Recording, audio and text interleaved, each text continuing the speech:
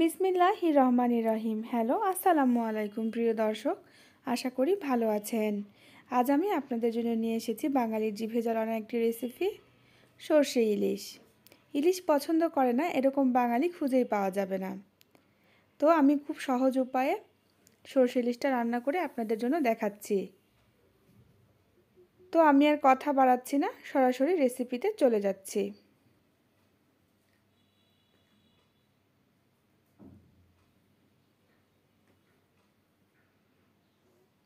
সর্ষে ইলিশ রান্না করার জন্য আমি এখানে 4 পিস ইলিশ মাছ নিয়ে নিয়েছি। এটা একটু বড় সাইজের ছিল, প্রায় 1 কেজির মতো।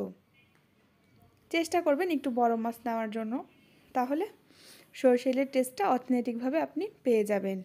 ঘ্রাণটাও ভালো আসবে আর খেতেও অনেক সুস্বাদু হবে। মিডিয়াম সাইজের নিলেও সমস্যা নাই, তবে বেশি বড়টা নিলে একটু ভালো হয়। এগুলো আমি পরিষ্কার করে আঁশ ছড়িয়ে নিয়ে সুন্দরভাবে ধুয়ে পানি ঝরিয়ে নিয়ে নিয়েছি। এবার আমি নিয়ে নিয়েছি সর্ষে বাটা। আমি এখানে কালো সরষাটি ইউজ করেছি।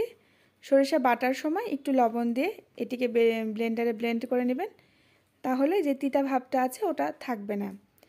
আর চেষ্টা করবেন কালো সরিষাটা নেওয়ার জন্য। হলুদ সরিষাটা নিলে একটা তেতা ভাব থেকে যায়, হলুদ সরিষাটা অ্যাভয়েড করার চেষ্টা করবেন।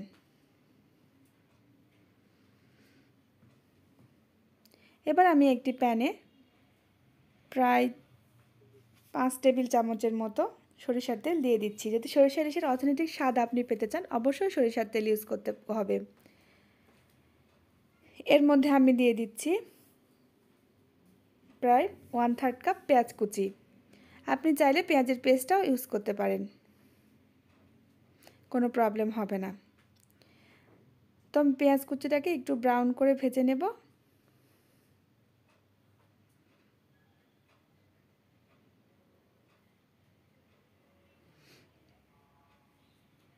ব্রাউন কালার আসা পর্যন্ত অপেক্ষা করছি।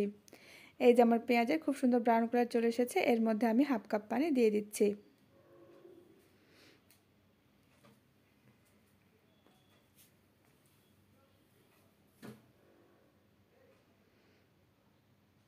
এবার এর মধ্যে দিয়ে দিচ্ছি 2 চা চামচ মরিচের গুঁড়া, 1/2 চা চামচ হলুদের গুঁড়া, পরিমাণ মতো লবণ, 1 চা চামচ আদা রসুন বাটা এবং 1/2 চা চামচ জিরার গুঁড়া।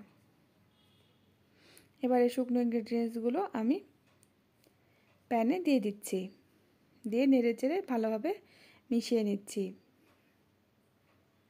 মশলাগুলোকে চেষ্টা করবেন খুব সুন্দরভাবে মিশিয়ে নেওয়ার জন্য। এবার আমি সেই সরষের মিশ্রণ থেকে এখানে 2 চা চামচ সরিষা বাটা দিয়ে দিচ্ছি। 3 চা চামচ দিয়েছি। এবারে সরিষা বাটাগুলো আমি সব মশলার সাথে খুব ভালোভাবে মিশিয়ে দিলাম। এবার আমি এগুলোকে 6 থেকে 7 মিনিটের জন্য কষাতে দেব, ঢাকনাতে ঢেকে দিয়ে। ফিরছি 6 থেকে 7 মিনিট পরে। 6 থেকে 7 মিনিট পরে দেখুন তেলগুলো উপরে এসেছে, আমার মশলাগুলো কষানো হয়ে গিয়েছে। এবার আমি ইলিশের টুকরাগুলো এই মিশ্রণের মধ্যে দিয়ে দিচ্ছি।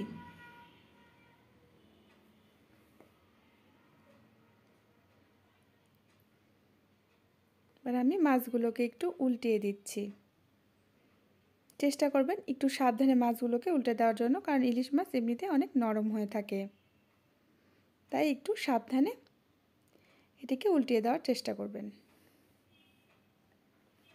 আমার উল্টিয়ে দেওয়া হয়ে গিয়েছে। এবার আমি মাছগুলোকে কষিয়ে নেব খুব সুন্দরভাবে। ফিরেছি প্রায় 5 মিনিট পরে, দেখুন আমার মাছগুলো কষানো হয়ে এসেছে। এবার আমি এর মধ্যে প্রায় 1/2 কাপের একটু বেশি পানি দিয়ে দিচ্ছি। এই পানিটা মানে ব্লেন্ডারের যে সরিষার অংশটুকু ছিল তার মধ্যে পানি দিয়ে আমি দিয়ে দিচ্ছি।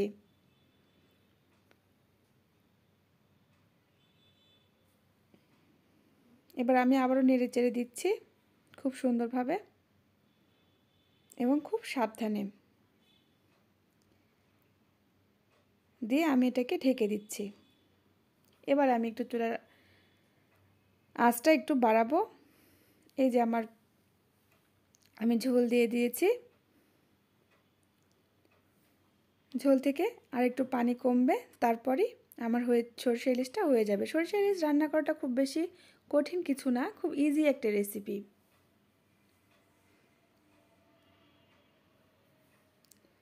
তো আমি আরও মিনিট 5 মতো রান্না করব, তারপরে আমি আপনাদেরকে দেখাচ্ছি। এই যে দেখুন আমার সরষে ইলিশটা হয়ে গিয়েছে, পানিটা কমে গিয়েছে, তেলগুলো উপরে উঠে এসেছে, হয়ে গিয়েছে। তো সবাই আমার চ্যানেলটাকে সাবস্ক্রাইব করে দেবেন। ভাইয়া আপুর কাছে আমার একটি অনুরোধ, লাইক দিয়ে ভিডিওটি দেখা শুরু করবেন। আপনার একটি লাইকই পারে আমার হাজার হাজার মানুষের কাছে পৌঁছে দিয়ে। সবাইকে আবারও বলছি, প্লিজ আমার চ্যানেলটি সাবস্ক্রাইব করে দেবেন। অন্য কোনো রেসিপিতে আবার দেখা হবে। আজকে এ পর্যন্তই। আল্লাহ হাফেজ।